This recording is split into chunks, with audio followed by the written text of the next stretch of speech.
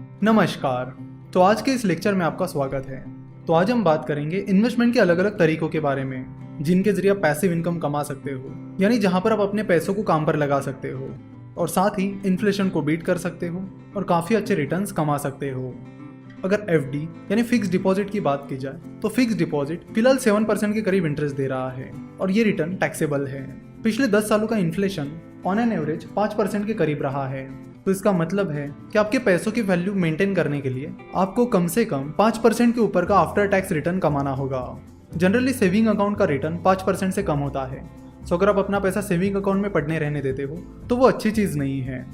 जहाँ तक एफडी की बात की जाए तो वो एक अट्रैक्टिव इन्वेस्टमेंट नहीं है। कई बार एफडी के आफ्टर टैक्स रिटर्न 5-6% के करीब आ जाते हैं, जो कि कोई खास रिटर्न नहीं होता। अगर आप फिक्स रिटर्न के लिए देख रहे हो तो आप एफडी के बजाय गवर्नमेंट बॉन्ड्स की तरफ ध्यान दे सकते हो। कई सारे गवर्नमेंट बॉन्ड में आपको एफडी से ज़्यादा रिटर्न मिलता है और टैक्स बेनिफिट भी मिल सकता है। अब ये टैक्स बेनिफिट कितना होगा ये उस बॉन्ड के टाइप पर डिपेंड करता है। अगर गवर्नमेंट बॉन्ड की बात की जाए तो ये सबसे सेफ इन्वेस्टमेंट है, इवन एफडी से भी, क्योंकि गवर्नमेंट बॉन्ड के साथ गवर्नमेंट की गारंटी आपको मिलती है। तो चाहे कंडीशन कुछ भी आ जाए, गवर्नमेंट आपको आपका पैसा जरूर रिटर्न करेगी और इसीलिए गवर्नमेंट बॉन्ड सबसे सेफ इन्वेस्टमेंट होती है। उसके बाद आता है इंडेक्स फंड। अच्छे रिटर्न्स कमाने के लिए इंडेक्स फंड एक बहुत ही अच्छा तरीका है और इंडेक्स फंड में इन्वेस्ट करने के लिए आपको कोई डीप एनालिसिस करने की भी जरूरत नहीं होती। अगर आपके पास मार्केट का बेसिक नॉलेज है और आप मानते हो कि इंडियन इकोनॉमी आगे बढ़ेगी ही बढ़ेगी और इंडिया की ग्रोथ स्टोरी पर आप भरोसा रखते हो तो आप इंडेक्स फंड में इन्वेस्ट कर सकते हो। अगर पिछले 10 साल की बात की जाए तो सेंसेक्स ने पिछले 10 सालों में 16% कंपाउंडेड सालाना रिटर्न दिया है, जो कि एक बहुत ही अच्छा रिटर्न है और उतना रिटर्न तो कई सारे एक्टिव म्यूचुअल फंड्स भी नहीं दे पाए हैं।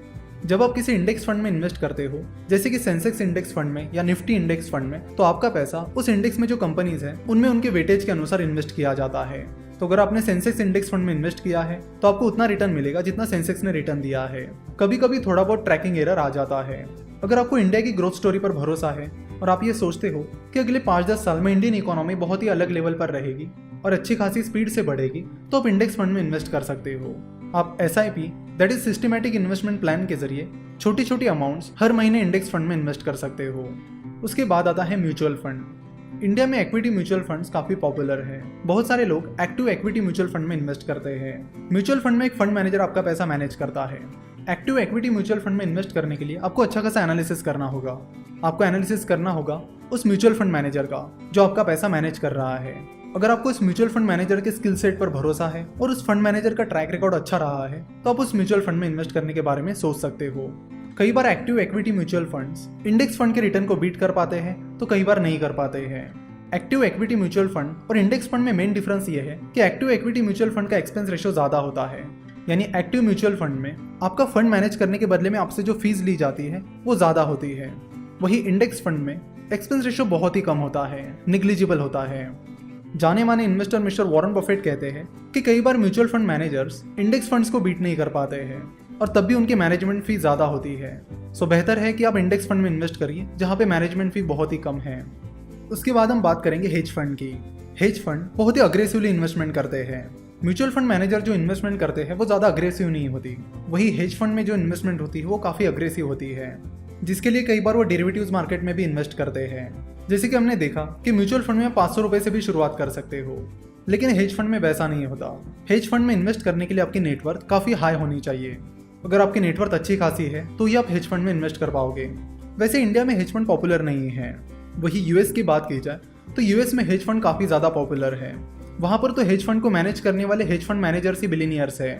यूएस में हाई नेटवर्थ इन्वेस्टर्स भी बहुत ज्यादा है और वहां पर कई सारे अच्छे हेज फंड्स है, जिसकी वजह से हाई नेटवर्थ इन्वेस्टर्स उन हेज फंड में इन्वेस्ट करना पसंद करते हैं। तो यहाँ तक हमने जो इन्वेस्टमेंट के तरीके देखे हैं वो ऐसे तरीके हैं जिनमें आपको खुद को ज़्यादा कुछ नहीं करना होता, आपको बस अपना पैसा इन्वेस्ट करना होता है। फॉर एग्जाम्पल अगर म्यूचुअल फंड की बात की जाए तो उस म्यूचुअल फंड में कौन सा शेयर खरीदना है, बेचना है, ये काम आपको नहीं करना होता, ये काम वो फंड मैनेजर करता है। सिमिलरली जब आप गवर्नमेंट बॉन्ड में इन्वेस्ट करते हो तो उसमें भी आपको कुछ नहीं करना होता। जब आप हेज फंड में इन्वेस्ट करते हो तब भी आपको कुछ नहीं करना होता, जो कुछ करना है वो हेज फंड मैनेजर करता है।